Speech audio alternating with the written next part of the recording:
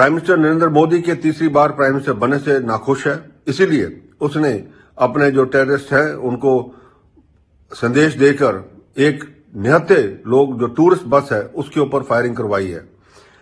Firing में तो कोई घायल नहीं हुआ, पर ड्राइवर का गाड़ी से संतुलन बिगड़ने से गाड़ी जो है खाई में गिर गई, जिससे कि कुछ जाने गई हैं और कुछ लोग घायल हैं। मेरे इन लोगों के लिए सहानुभूति है और इनकी फैमिलीज के लिए एक ही संदेश है कि गवर्नमेंट ऑफ इंडिया और सिक्योरिटी फोर्सेज जो है ये जो टेररिस्ट है इनको एलिमिनेट करेंगे।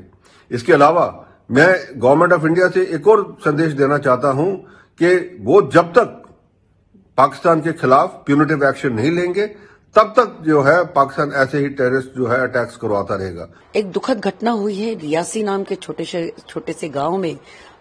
शिवखोरी से ये बस एक कटरा जा रही थी और इस बस में लोकल्स नहीं थे, ये किसी और स्टेट के थे और यहाँ पर आतंकवादियों ने फायरिंग खोला, जिसकी वजह से ड्राइवर ने अपना बैलेंस खो दिया गाड़ी बस के ऊपर का और ये बस खाई में गिरी। 30 लोगों को रेस्क्यू किया गया है, रेस्क्यू ऑपरेशंस कंप्लीट है। अब यहाँ पर बहुत सारे सिक्योरिटी ड्रिल्स कैरी आउट किए गए थे, इस पूरे इलाके को सिक्योर किया था, क्योंकि ये जो महीने हैं ये महीनों में यूजुअली जो यात्री जाते हैं, तीर्थ यात्री जो जाते हैं वो अलग अलग तीर्थ क्षेत्र में, जम्मू में जाते हैं, कश्मीर में जाते हैं। तो कटरा के पास मतलब ये बस कटरा जा रही थी, इसका मतलब ये वैष्णो देवी ही जा रहे होंगे।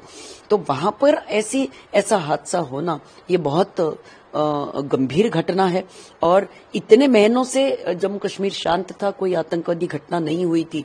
तो आतंकवादियों का इस तरह से घात लगाकर इस बस को टारगेट करना ये एक बहुत बड़ी बात हो गई है और हमारे सिक्योरिटी फोर्सेस ने कभी भी अपना जो अलर्टनेस है, अपनी जो जागरूकता है वो नहीं खोनी चाहिए, हमेशा सतर्क रहना चाहिए। और मुझे लगता है वो सतर्क थे, लेकिन उसके बावजूद अगर इन आतंकवादियों ने ये हरकत करी है तो नेचुरली इसके ऊपर बहुत कड़ी जांच होनी चाहिए।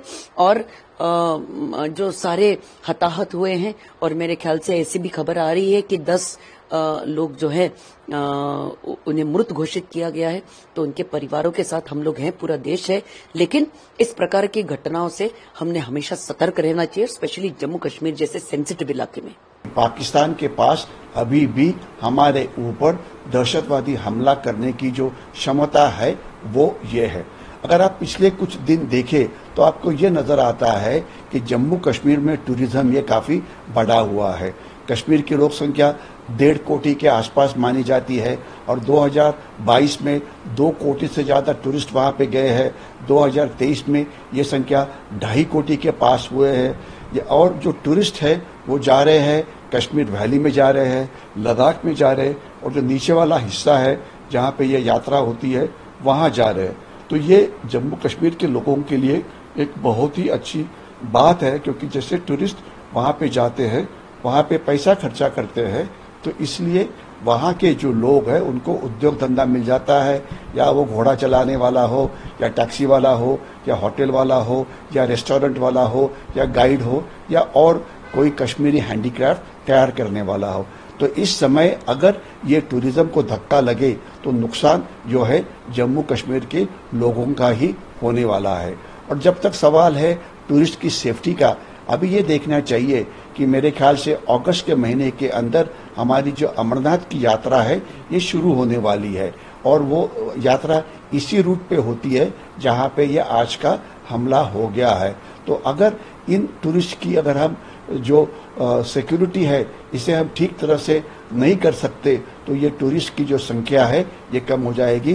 तो इसलिए जरूरी यह है कि security forces led by the Indian army इन्होंने बहुत ही ऑफेंसिव दहशतवादी विरोधी अभियान जारी करना चाहिए, जिससे ये जो दहशतवादी है जिन्होंने ये हमला किया था ये पकड़े जाए या मारे जाए।